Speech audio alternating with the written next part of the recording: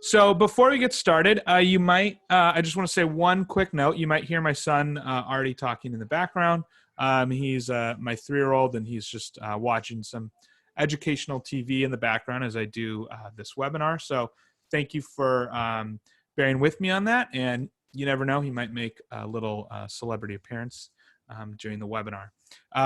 Like I said, if you have any questions, you can put them into the chat or the Q&A, and Dave will come back and help answer them at the end. So right now you should see my my screen here, and I'm actually in a PocketLab Notebook account, or a PocketLab Notebook lab report right now. And down here, I'm collecting some data. I'm actually collecting air quality data with my PocketLab Air, which I don't think you can see, but it's out on my back porch right now. And this is something, it's part of this air quality research citizen science project that we're doing here at PocketLab. And I'm going to give you some more details about how you can get involved with that towards the end. But I just wanted to show you sort of just a quick view of how PocketLab Notebook works. This is real-time data that I'm collecting inside this lab report here. And then if I click stop, I can then save this data into my lab report that I'm working on. And again, I'm going to explain all these things in a second here. And then this is just a trial that I've just saved. This is air quality data on 4/30 today's date. And so what I'm doing here is I'm participating in the citizen science project that we're doing here at PocketLab. I've recorded air quality data, and then I'll do some data analysis of what that data means. And I'm going to add that after this webinar. I'm going to add that to, let's see, a data table up here, where then I can submit it to PocketLab. And we're going to be working with some climate researchers to do some really interesting things where we look at the baseline of air quality as that's changing now under all these shelter-in-place orders, and how that will change over time as those are lifted. So it's a really interesting project. I want to just kind of show you that up front, and then we're going to back up and kind of talk a little bit more about PocketLab Notebook in general.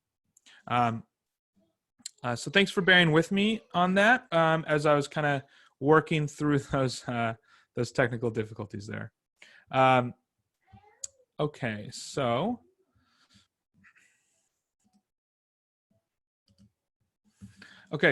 I'm going to go back here. Right now, I'm in a PocketLab Notebook account, and we're going to talk a little bit more about what PocketLab Notebook is. But these are my different lab reports in PocketLab Notebook.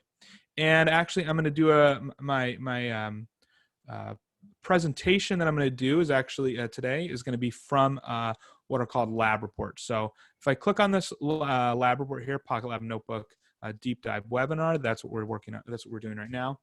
And this is kind of where we're going to be presenting from. So what is PocketLab Notebook in general?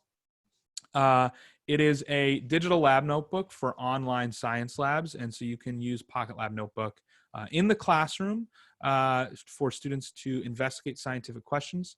And then also you can use PocketLab Notebook in remote learning settings, which is something that a lot of teachers need to be, or are sort of doing right now in their various, with their different schools.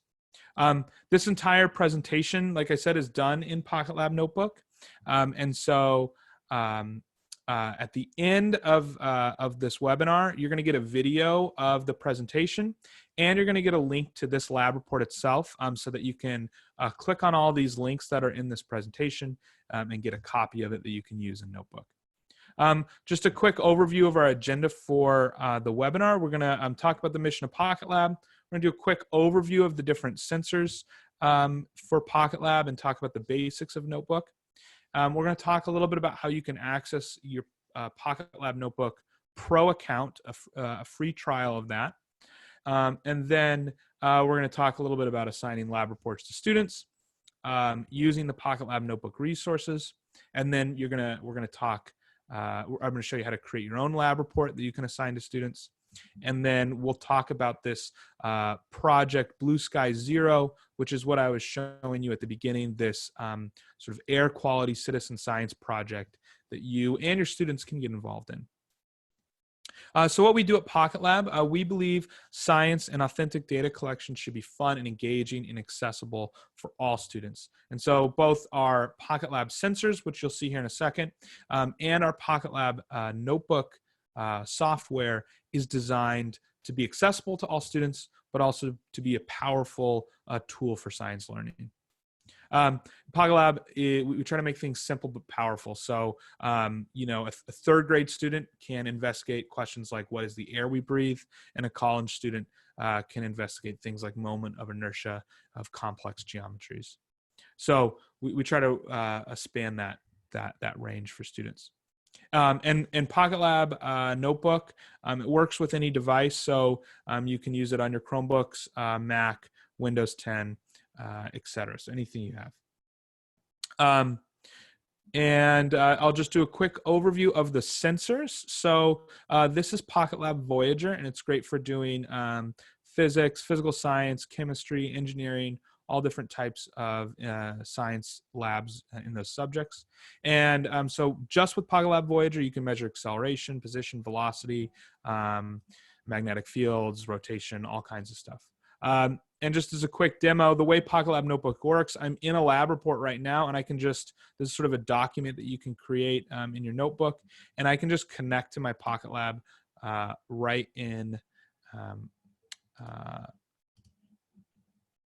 my notebook, and see data streaming in real time. So you can see this data here from my PocketLab. So we're measuring acceleration, so I can move my PocketLab up and down, and you can see the data change with that. So students can create lab reports and record data from their PocketLabs directly into a notebook, into their lab report. We also have PocketLab Air, which I don't actually mind. Like I said, it's outside on the porch, so I don't have one to show you right now, but that's the data that we were recording earlier in the Blue Sky Zero. Oh, there you go, Dave. Yeah, Dave's got his handy. So there's the beautiful PocketLab Air. It's nice green. So that can measure things like carbon dioxide, particulate matter, ozone, temperature, humidity, pressure, barometric pressure, light intensity. So it's really great for doing environmental science and air quality experiments, but it's also really good for biology. So if you're doing photosynthesis labs or cellular respiration labs, the CO2 sensor in that works really great for that as well. And then the main thing that we're going to talk about today is PocketLab Notebook, which is this software that you can use in a web browser. It's and you can build lab report assignments to investigate scientific questions. You can create teacher and student accounts for your classroom. You can monitor progress of students as they work through lab reports. And all while doing that, you can either use PocketLab sensors with those lab reports by connecting them and recording data, or you can do some labs that don't involve PocketLab sensors at all. So if you don't have any PocketLab sensors, or if your students are at home right now and they likely don't have PocketLab sensors with them at home, there's still a lot of labs and activities you can do using the tools in PocketLab Notebook. And just a couple other quick things before we kind of really get started. I'll show you how to access the Pro account of PocketLab Notebook, which is an upgrade to the regular PocketLab Notebook account, and that is you can access that as part of a free trial. And that free trial period, we've extended it from a 30-day trial just through the rest of the summer through August, through the end of August, to help students or to help teachers with remote learning. In this webinar, we're really going to get into some of the details and some of the advanced use cases of PocketLab Notebook. There are some tutorials on some of the more basic things like starting an account and just connecting your Pocket Lab and things like that. And so those tutorials are linked here in the presentation. So when you get an email a little bit later with the presentation notes, you'll have these links to these tutorials, and there's some videos in those tutorials as well. I also did another webinar a few weeks ago about more of the basics of PocketLab Notebook, and so I'm going to send a recording of that webinar as well with the follow-up email. And so you're going to get two webinars for the price of one, free, and you'll be able to look at the more basics of Notebook as well if you want to check that out. Okay, so we're going to go ahead and kind of dive right into everything by going back to what's called my lab report library. And in my lab report library, I have all these different lab reports that we can access, and that's where we're going to get started. Before we kind of move on and get too detailed, I want to send a quick poll. So I'm going to see how this works, and this poll is just going to ask a couple questions. So you're going to see it on your screen in a second here. And so if you can, go ahead and quickly just click on any of those answers. The main question is, how much have you used PocketLab Notebook in the past? And the answers here are not at all. What is a PocketLab? I have a PocketLab sensor, but I've not tried Notebook. I've used it a little bit. I've started a pro account trial, and then I'm assigning lab reports to my students with the pro account, and I'm doing the most advanced stuff already. And then the other question, you can just click a bunch of different answers there. You can click as many answers as you want. Just basically, what are the things you kind of are looking forward to learning in the webinar? Awesome. So just about 10 more seconds, then I'm going to close the poll here.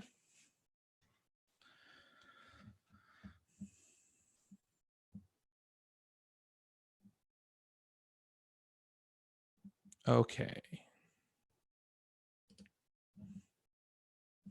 All right, so I'll share the results so you can see. Basically, most people are just looking to learn a little bit more about PocketLab, and some of you maybe have a sensor or have tried it.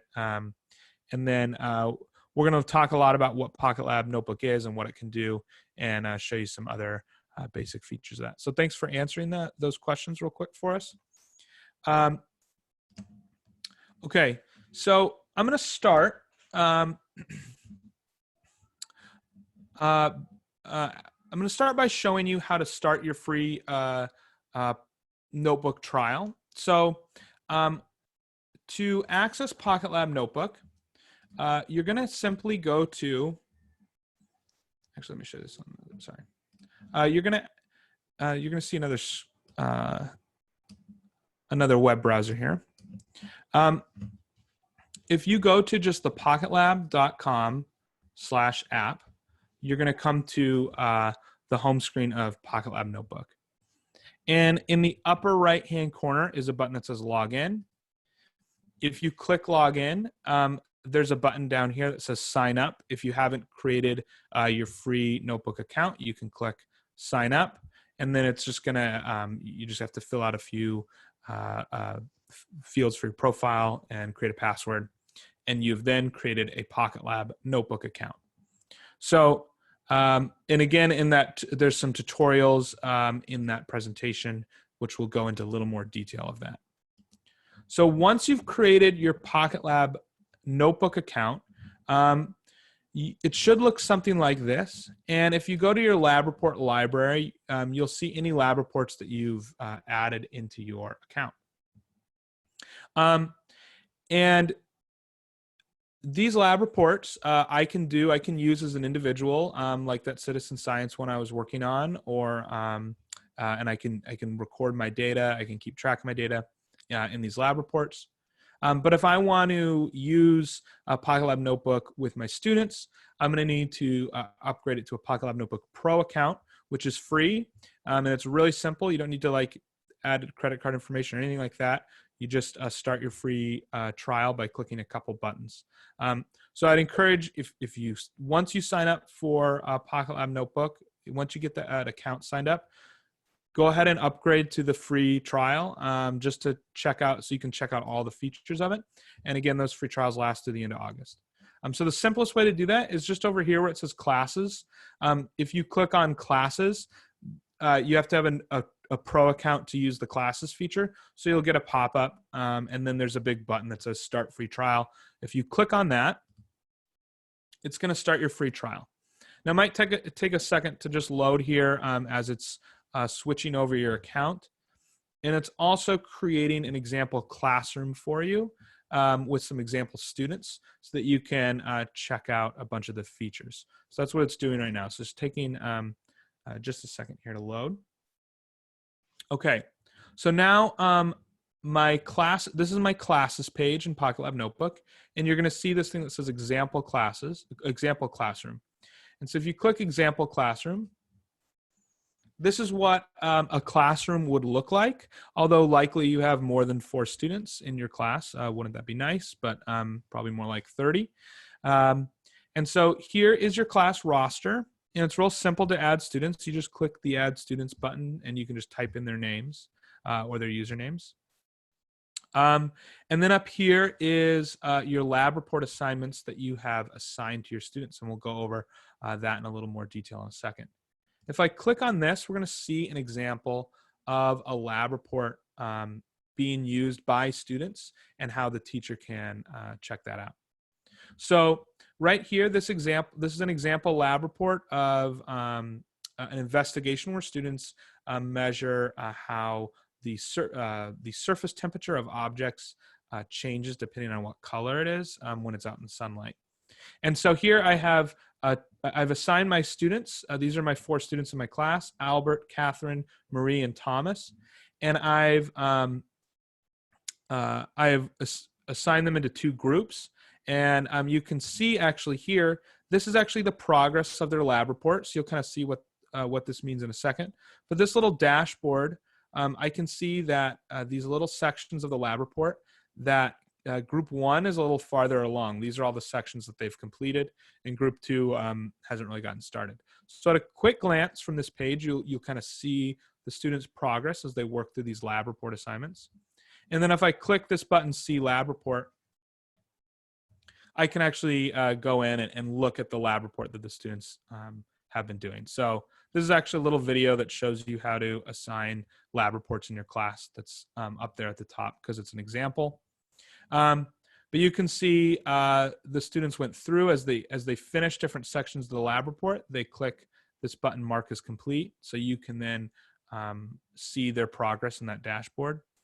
In this particular lab report, you can there's a little video that you can watch or that students watch where they see how the different colors of crayons melt at different rates in the sun.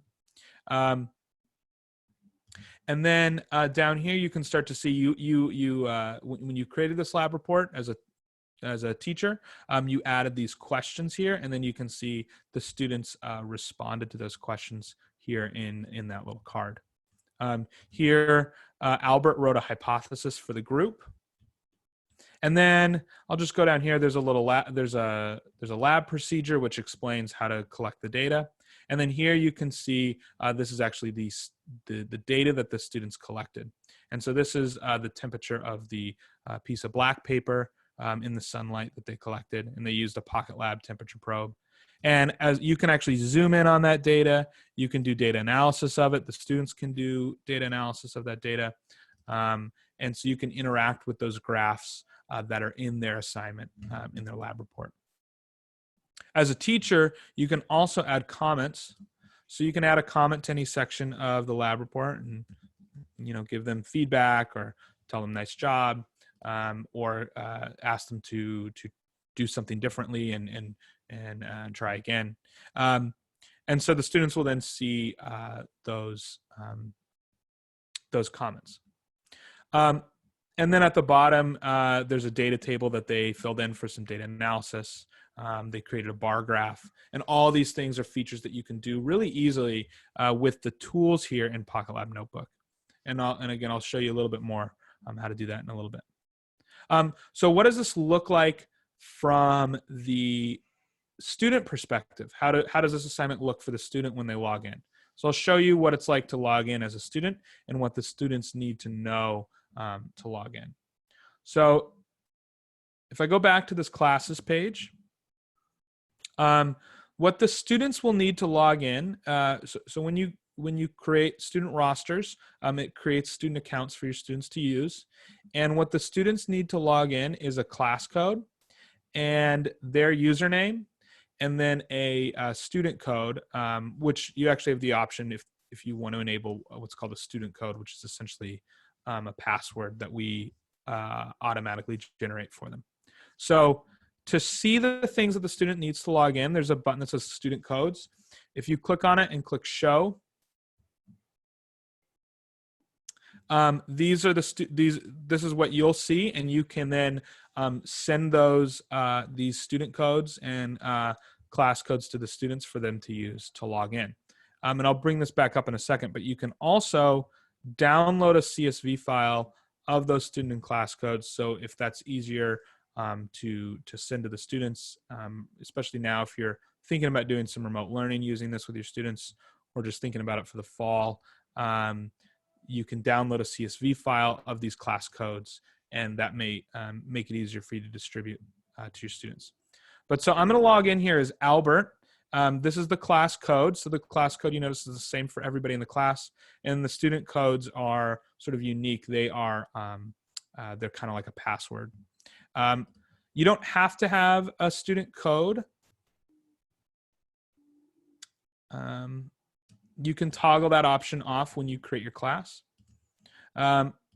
Over here on the right-hand side of the screen is I'm going to log in as a student on this side of the screen, and over on the left side of the screen, we're going to continue to see what it looks like from the teacher's perspective. So as a student, I click login. I click this button, student login, and then I just enter in. It says first enter your class code, so I'm going to enter that in. It's WVA0ZR. And then it'll ask the student for their username and student code. So I'm logging in as Albert E, and then I'm using the student code. This is my student code.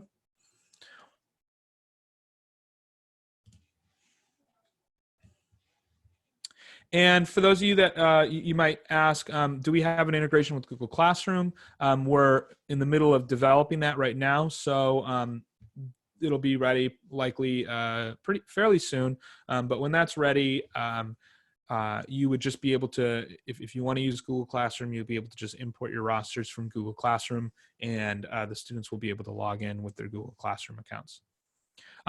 So this is what things look like from the student side. Here is this example lab report that we were looking at. So the student just goes into their lab reports page, and now they get this assignment. And we can kind of see as the students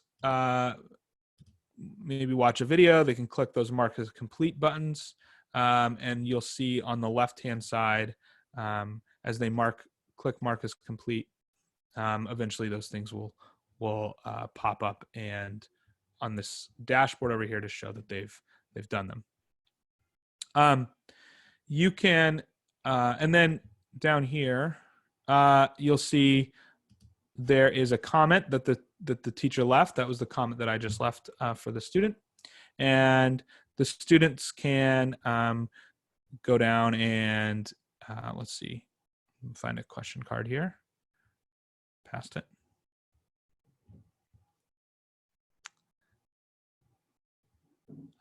So here is a question that the teacher asked. When they click this answer button, they can fill in an answer here.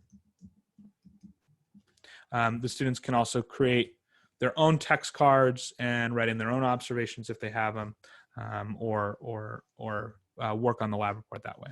So the students can add these different types of cards. They can add images, links to YouTube videos. They can add data tables and graphs, which you saw earlier at the end. Okay, so how do you assign these lab reports? Well, up here, if I'm looking at my teacher account, I can click this Add Lab Reports button to assign it to the students. So if I click this just Add Lab Reports button, it's going to pull up all of the different lab reports that are in my lab report library as a teacher. So your lab report library has lab reports that you've created, has lab reports that maybe other teachers have shared with you. It can have lab reports that you've imported from our resources page, which I'll show in a second. And so you can see these are the lab reports that were in my library. There's this other lab, which I haven't shown you, called What Causes the Seasons. I'm going to click on that and bring that in. And I actually meant to show you that earlier, but so here, if I click on this, I've now assigned this to my classroom. It wants me to do one more thing though, to either decide whether students are going to work in lab groups or as individuals on this assignment. So before in the lab the example lab, students were working in lab groups. I'm going to click individual work here, and now each student gets their own lab report assignment in their notebook account, and those students can begin working on them immediately. So if I go back to Albert here, and Albert goes to his lab reports, he's going to see this here in a second. Okay, so here's this new What Causes the Seasons lab. He can click on that. And then he can read through this information. So here's a little background information about seasons. He reads that, clicks Mark as complete. You've maybe, this kind of a famous video of recent Harvard graduates on graduation day failing to explain the real cause of the seasons. Most of them say that it's because the Earth gets closer to the sun during the summer, and they don't explain the tilt of the Earth. So you might watch that video, read through the objectives, and then here's a little section that says Prelab Observations. So Albert would go here and he'd click. He'd say, okay, it says look at the picture of the globe and the Earth diagram below and answer these questions. So what do you notice about the picture of the globe? And Albert might answer, it's tilted.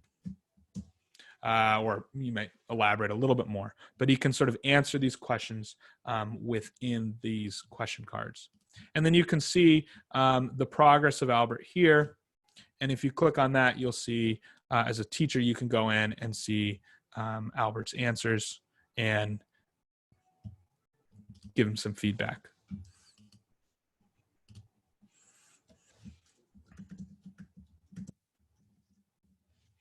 So Albert then sees those comments as well. And then down here at the bottom, there's a little place to collect data. So Albert would then connect to his PocketLab.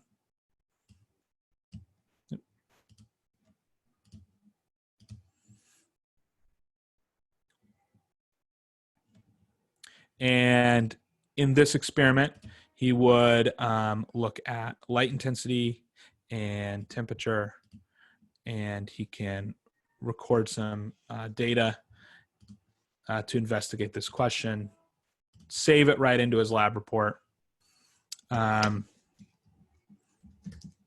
his trial, add some observations that he may have seen, and as a teacher, you're going to see that update come into your lab report as you're observing them. So there's Albert's, this is the teacher side now. There's that data that Albert just recorded with his PocketLab Voyager. Okay, so that's just kind of the basics of how these lab reports work. As a teacher, you can assign them to students. They can work on them. You can see how they, kind of the progress of the students as they're moving through it. Students can work in lab groups or they can work individually. If they're working on lab groups, they kind of see everybody's answers and they work together. If they're working individually, each student gets their own lab report. But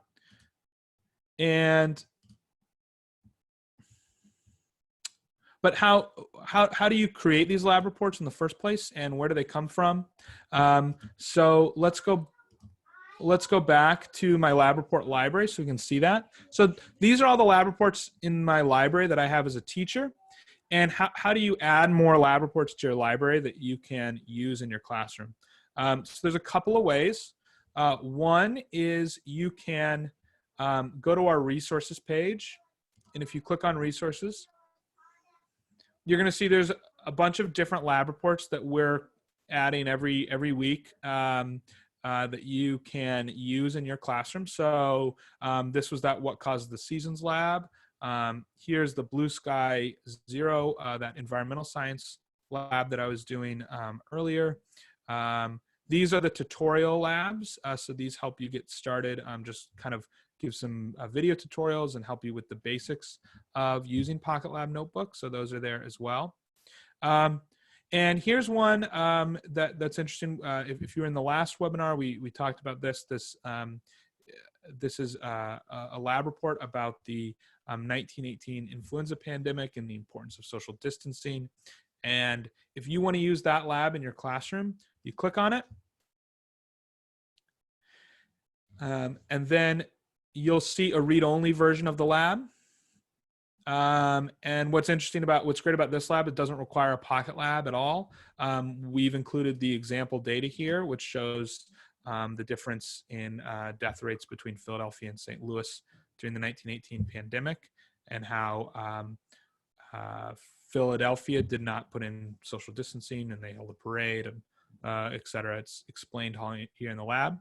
And so right now I can't really do anything with this because I'm just reading the lab. But if I go up here where it says view only and I click import to my lab reports,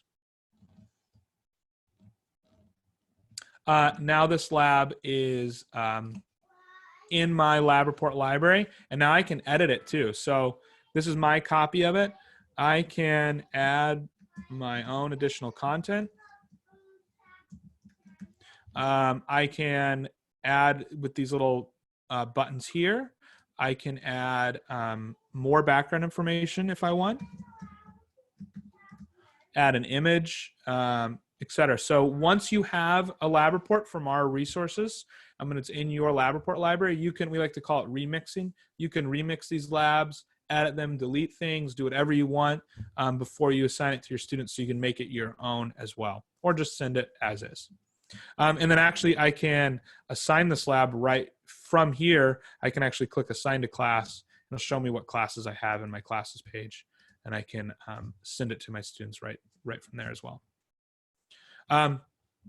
Now, the other way you can create labs, and this is kind of the last thing I'll show in Notebook, is you can create your own lab report. And so if I click create new lab, I'm going to do this lab on, this is going to be a phenomena about white blood cells chasing bacteria. So this is actually an example of a type of lab that you can do that's very simple. So some of the labs we've looked at, they're a little complex. It's about students are recording data from multiple trials. They're using their Pocket Labs. They're doing data analysis. So you can use PocketLab Notebook for these really, really advanced use cases where you're doing really full science investigations, really in-depth lab work. Or you can also use PocketLab Notebook for just a little bit more simple things where, but that have a lot of impact, like having students observe a phenomena and then write about it and collaborate on that. And so I'll show you what I mean in a second. So if I click here, so that this is the new lab report I created. There's nothing, maybe I spelled phenomena wrong. There's nothing in this lab report right now. It's empty. And so I can then start creating the lab report. I can add to it by clicking on these buttons in the toolbar. So these do different things. So if I wanted to have students collect data, I'd click this collect data card and students could connect to their PocketLab. But we don't need that because this one's not going to involve a PocketLab. I can add an image. I can add some text. For this, I'm going to add text, and I'm going to just write instructions. And I'm going to say, watch the video below. So I'm about to add a video. And add a new text card and write down any observations or questions you might have. So now we're just gonna pull up a video and actually, so I'm gonna grab this video from YouTube, which I actually found this video on thewonderofscience.com. It's Paul Anderson does this, has this site, if you've ever heard of him, but he really a lot of great resources and a lot of great videos for observing phenomena. So great if you're teaching in GSS. I'd recommend checking that out. So here's this video that students would watch, and in this video I'll kind of show you here. So I think you can see my screen, but it's kind of interesting. You see this white blood cell, and it's actually going around. It's chasing these bacteria in the body, and I think it catches one eventually. So then what you would do is you would you have that with your students, and then I'm going to go and I'm going to assign this, and that's the entire assignment. That's all I did, and the students are then going to fill out the rest. So what I'm going to do is then assign this lab report to my students. I'm going to go back to the classes page, go into my example class, and I'm going to click here. And this is going to be a little different. So instead of clicking individual work, I'm going to click lab groups. And and this is how you add lab groups. It's really simple. You can use the previous lab groups if you want that you've used for your last assignment, or you can create a new lab group. So I'm going to click add lab group.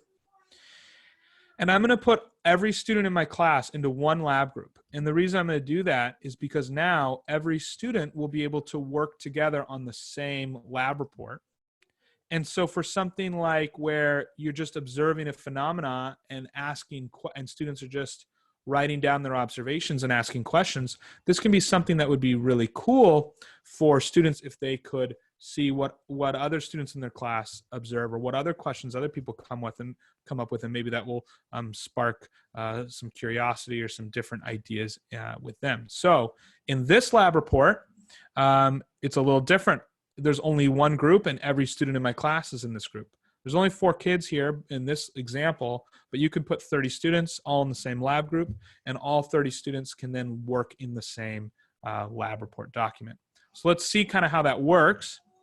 And as I do that, so I'm logged in here as Albert, and I believe Dave logged in as Thomas E. I don't know if you've figured out the example names or scientists. So if I go to my lab reports, here is this lab report that it was just assigned to me, phenomena white blood cells.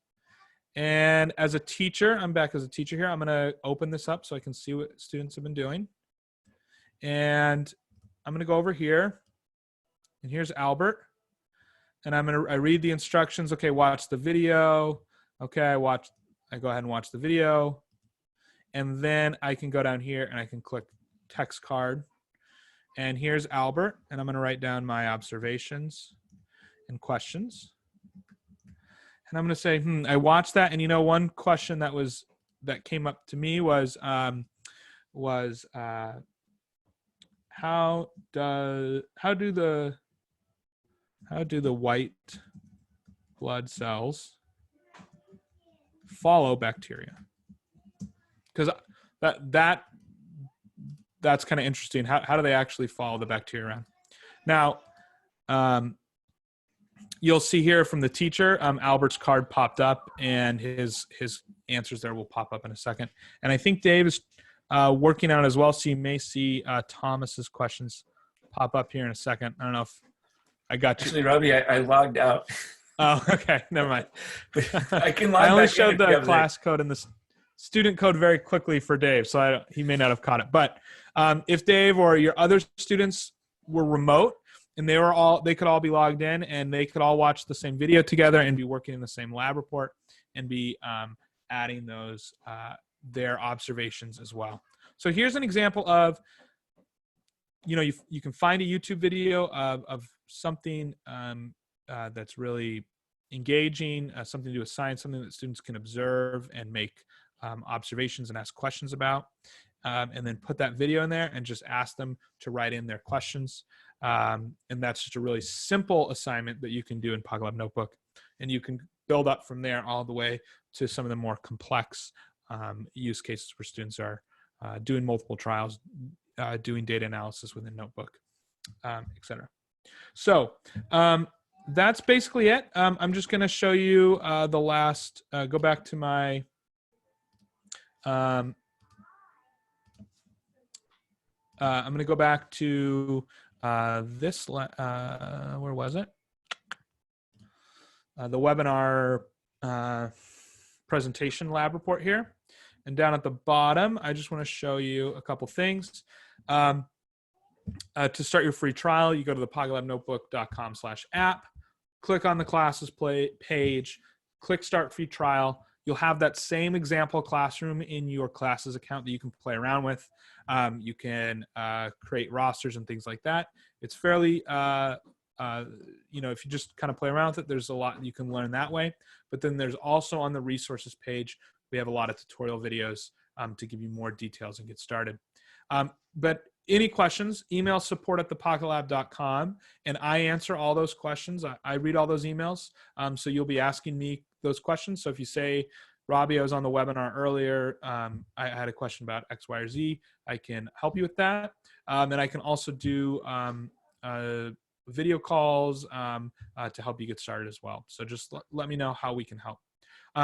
If you've heard, we have a we help put together a this large remote conference called the Science is Cool Unconference. We held one earlier last month, and we're holding one I guess at the beginning of this month.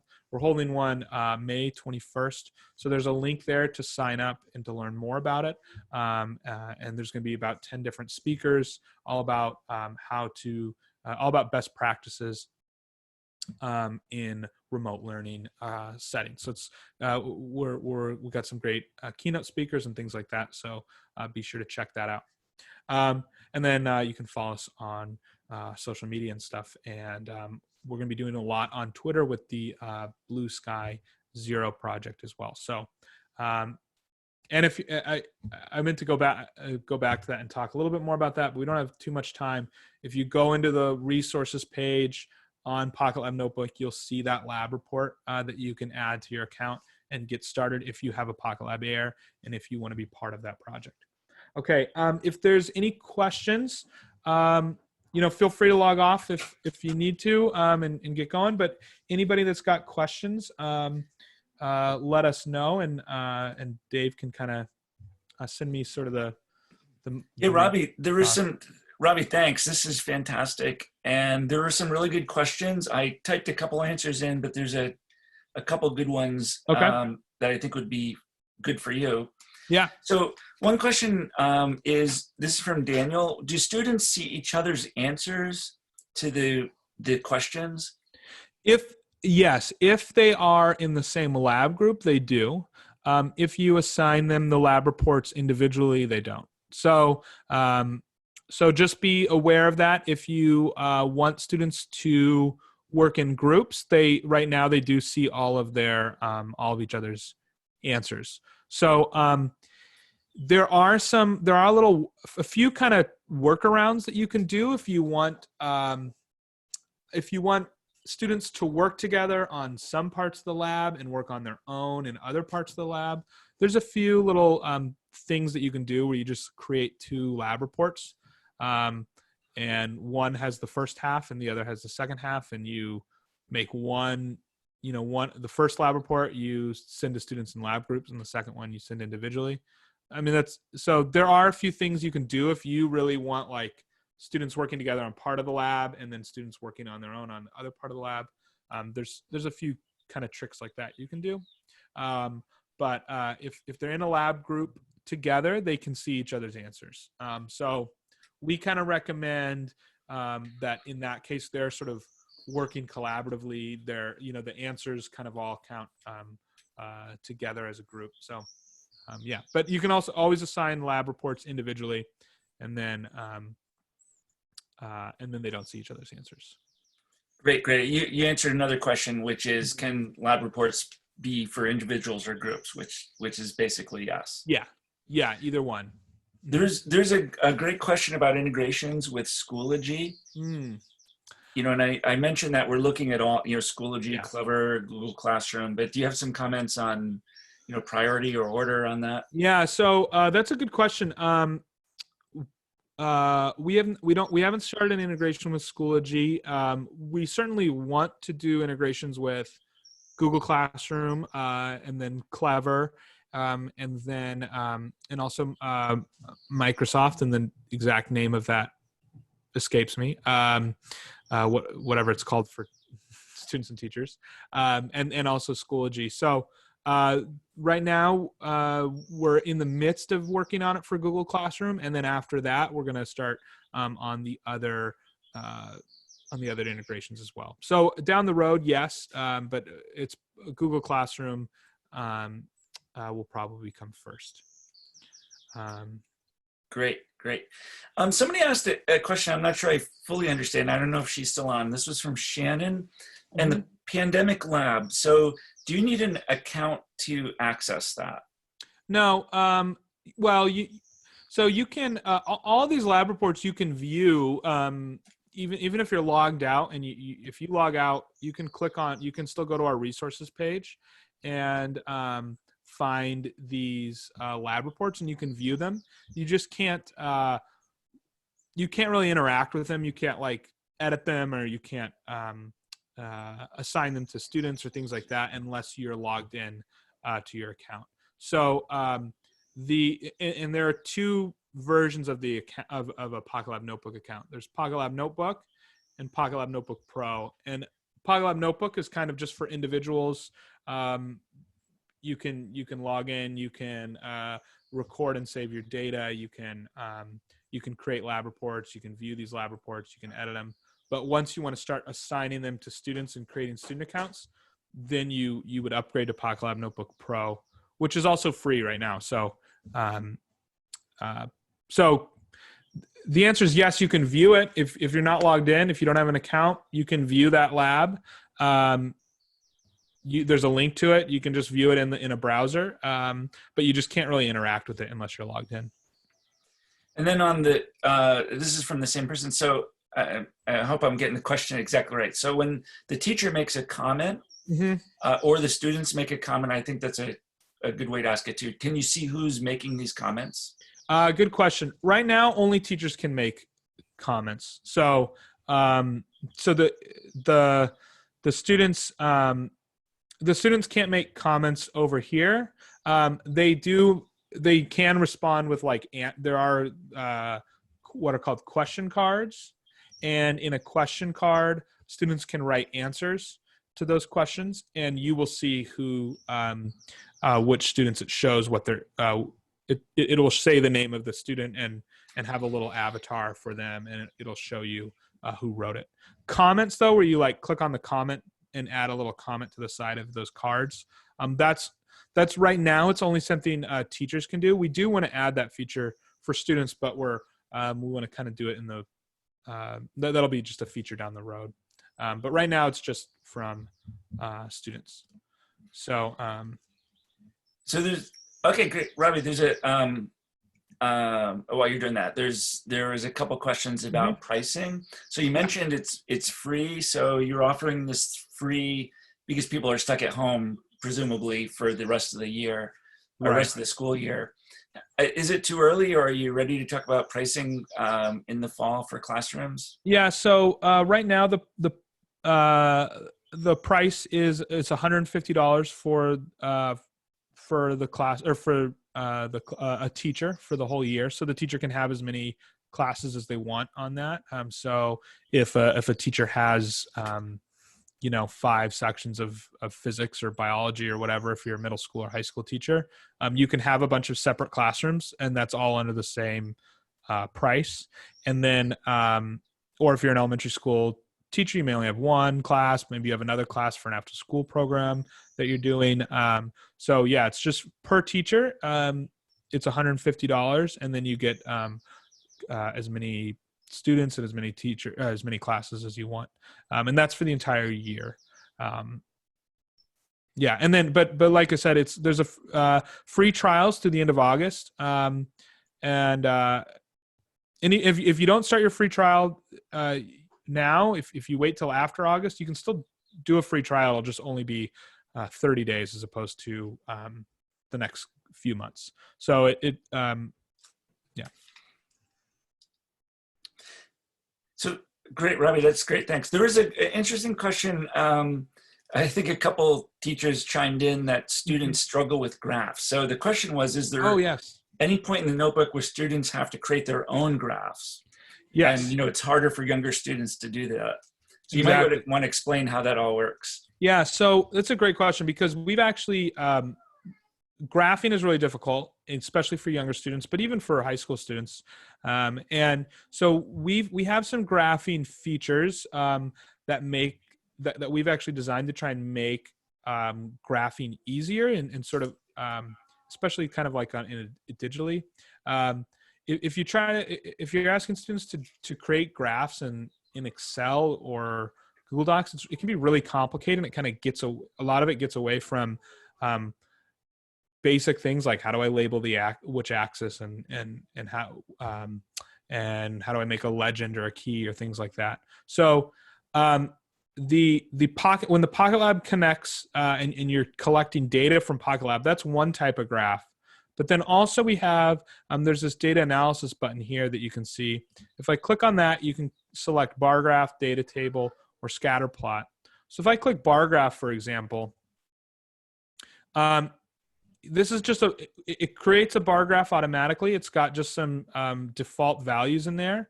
And I can just click on any of them and start editing them. So y-axis, I could call this number of bugs, and I could name categories ladybug, fly, and I'm just thinking of like an experiment where students count the number of bugs on different types of plants.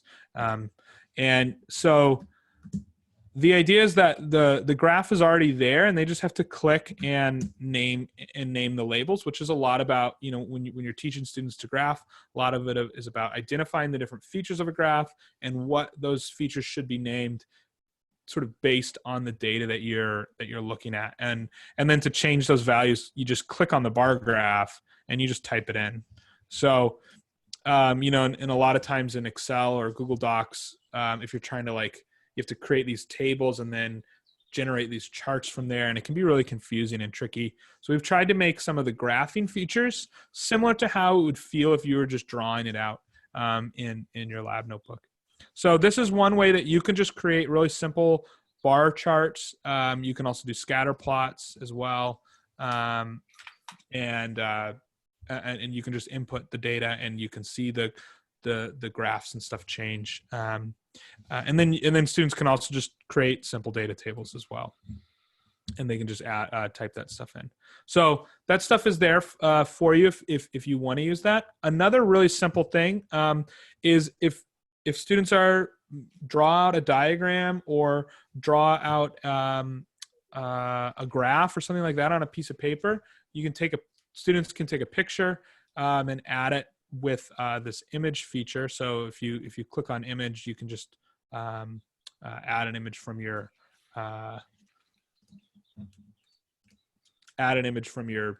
phone or computer or whatever the students are using.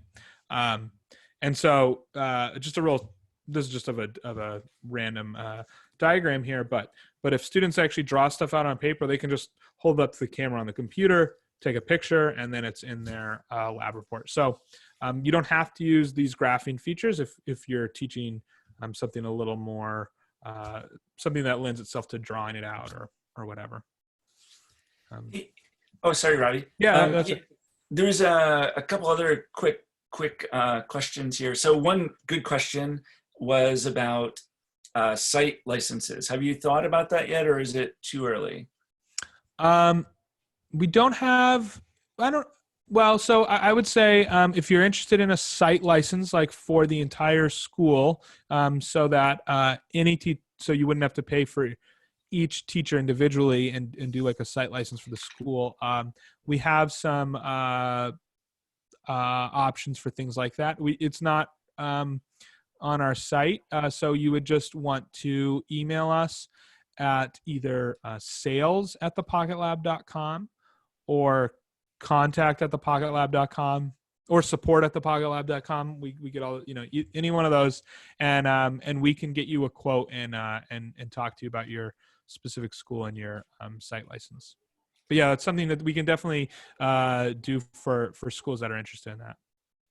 Okay, so just email and we can do a custom quotation. Yeah, we'll do a custom quote for you. Hey, especially if you're, a lot of schools that have a lot of Pocket Labs, we've talked with a lot of schools, they have teachers with different class sets of Pocket Lab Voyagers, and they're, they want to get all their teachers up on this because it's a really great tool. If you already have Pocket Labs, it's a great tool for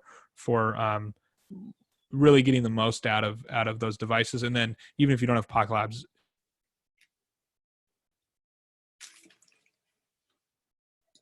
Oh, Robbie, did we lose? Oh my goodness. Am I here? Yeah, you're here. Now you're here. Okay. Oh yeah. Connect. Yeah. So there was another good question.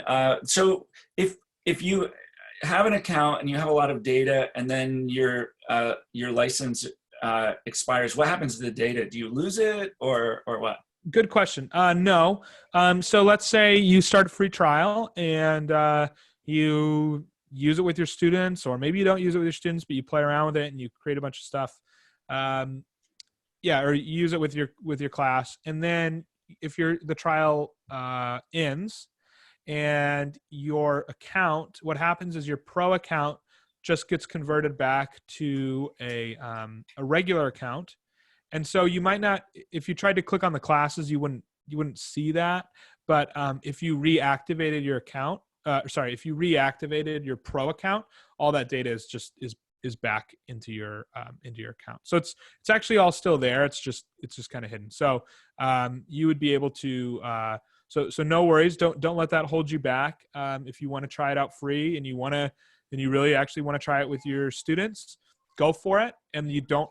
And then if you don't want to buy it immediately, if you want to, your free trial ends and you want to wait, or you have it expires and there's a little bit of gap, and then you reactivate it, all that stuff will still be there if you're using the same email account information. And as your trial expire, towards the end of August, as these trials will expire, we'll reach out to you and talk to you about different options and things like that. So it's not going to sneak up on you as well. I guess you can mention too that you can always export your data. Mm-hmm. Yes. Yeah. And that would be like CSV or something, right? Yeah. Well, and that will always be there. So one thing Dave's kind of mentioned here is if you go to your trials page, one use of PocketLab Notebook, which we didn't really talk about, is just if you have a Pocket Lab, you can just record and save data. It doesn't have to be in lab reports. So if you connect to your Pocket Lab, and I'll kind of do this as we're talking, but I can just record my data and save it. And that just saves to this trials page down here. So that here's the data I just recorded. So you can just it's a really nice place to have all of your data that you've recorded with your Pocket Lab, and you can then access this data from any device. So I could pull up my phone and check out that graph as well. So just log into my account. So that even if this is all part of the free version. So if you upgraded to PocketLab Notebook Pro and then you let that expire, you would still have all this in your account, if that makes sense. Great, Robbie. And then, oh, and you can export these to a CSV too. Yeah, So sorry. And then what Dave was saying is you can always export all this data. You can actually upload it right into your Google Drive account. So you can have a CSV file of that. You can download a CSV, which you can then import into something like Excel. And then you can even just take a screenshot of that graph, and that will take a picture of it. And so you could have that as well. Hey, another great question here. In the very unlikely event that a student puts an inappropriate picture in a lab report, can you remove it? Yeah, you can delete it. Yeah. Not that that would and ever you can also always you have their. I mean, you can also log in as that student because you have their you have their student codes in their class code and their student ID. So it'll be a little different in Google Classroom, but you can also log into their account as well and remove stuff that way too. But you can delete it from as a teacher. It's a good question. So there's some really good questions here. People are paying close attention. You can tell. I love. Yeah, we can answer as many. Yeah, Stan, as long as you need. So somebody's asking, can you later put that data, and I think she would mean the data that you collected here, into a lab report? Yes, it's a great question. Not in like 2 weeks, yes. In about a week and a half, actually. It is something currently in development. So it is in another version of our app, in that me and the developers work in. You can actually do that right now, but it's a feature that'll be released in the next 1 to 2 weeks. So in that case, you would there'll be just like a button down here that says "Add to a lab report." You click on it, and you can just send it to whatever lab report you have. So that way, you can record data from this trials page, where you get this nice, really big graph, which we can also put in full screen mode and things like that. And then once you save it, you can save it to a lab report, or you can even. Oh no! Sorry, my 3-year-old's here. So anyway, you can. Okay. I can't remember what I was saying, but yes, you can send it to a lab report. You can also you can also create a lab report from it. So you can be like, you can have this trial, and you can look at it and say, "Huh, that's interesting." Or that sparked I was playing around with my PocketLab, and I recorded some data, and that was kind of interesting to me. Maybe I want to ask some questions or write down some observations. And there's also going to be a button where you can just say "Create lab report" from this trial, and then that trial will be the first panel in your lab report. So that feature is all coming really soon. So Robbie, when you did the pandemic lab report, now you imported that data. So that was actually from a spreadsheet. So I guess the workaround would be you could export it and import it, or if you're generating data in some other application, then that's a great point. Report. You can do that actually. Yeah, that's a good point. You can do that now. So you can it's just a little bit more tedious. You can right now, if you wanted this trial in a lab report, you click export and then download CSV, and that downloads a CSV file, and then you would go into a lab report and you would click on the collect data button, and one of the options in these collect data buttons are connect to a PocketLab, which is what I've been showing. One of the other options here is import data from a CSV file. So you can click on that and pull in data from what I just okay. saved. So that asks you a few questions, and you fill it out, and then but this is also a really great way to import any data. So that what Dave was mentioning in that 1918 influenza lab, I had what we did is we added data. Where is it? Oh, here. This is not PocketLab data, obviously. What I did is I took data from a study done like in 2009, I think, about these death rates in Philadelphia and St. Louis, and they did them all over the country. And I just created a CSV file of that data and imported it and just filled out like what I wanted on the y-axis and x-axis. And then you get like a really nice graph that you can actually interact with and click on and stuff like that. So if you have other data that you just want to put in here, like weather data or data from, like data sets that you can get public data sets or anything like that, then you can import that. So, yeah. And other, I mean, if you're using another sensor from that's not a PocketLab sensor and you've recorded data, you have a CSV file of that data, you can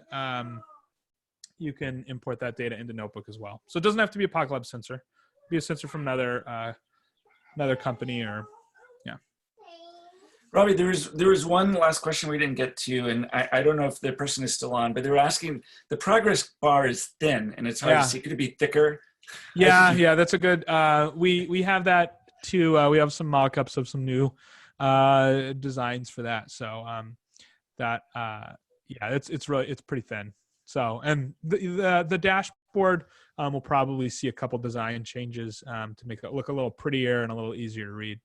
And also in a next week or two, there's gonna be some other design things to make some of this stuff look a little prettier with a little more color, things like that. Great. Yeah. I think we got it, Robbie. That was fantastic. Thanks for everybody hanging in there. Yeah. Thank you. Went a bit over, but I think there's some great questions. So yeah, thanks everybody for joining. And really appreciate it. And thanks for dealing with the patience with my technical issues at the beginning. And thanks to everybody sticking around to ask all these questions and to listen in on them. Really appreciate it. And yeah, just give it a try. Check it out. Start your free trial and just play around with it and send us questions. If you have any feedback, like the progress bars are too thin, just let us know. And what's great is we can really, we implement a lot of feedback that comes from you and the community and from teachers. So we can implement that feedback fairly quickly. So let us know. We'd love to hear it. And then the other thing I'm going to say is just thank you to everybody out there, all the educators. I know how difficult this is, having to teach all your students remotely, probably while your own kids are at home, and things are really difficult. So people don't thank teachers enough. So thank you for all the hard work you guys are doing. Yeah, let us know if you have any other questions. So, and then I'll be sending a follow-up email with a recording of this and a link to all the things that you saw here today.